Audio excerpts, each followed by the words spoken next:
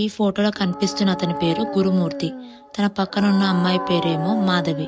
వీళ్ళిద్దరు భార్యాభర్తలు. వీళ్ళకి 2 పిల్లలు కూడా ఉన్నారు. వీళ్ళు హైదరాబాద్లో నివసించేవాడు.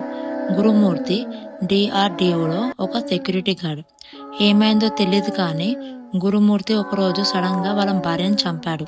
ఎలా చంపాడంటే తను చంపిన తర్వాత 35 ముక్కలుగా నరికి తనని ఒక ప్రెషర్ కుక్కర్లో ఉడికించి మరి చంపాడు. ఆ ఉడికిన ముక్కలని ఒక్కొక్క రోజు ఒక్కొక్క భాగాలలో పడేసేవాడు. మొదటిలో పోలీసులకి ఇతని మీద డౌట్ ఏం రాలేదు.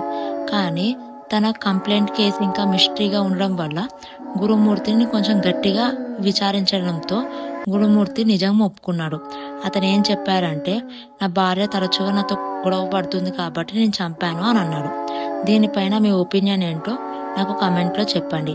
మీకు నా వీడియో ఇన్ఫర్మేటివ్గా అనిపిస్తే please like and subscribe to my channel and thank you for watching.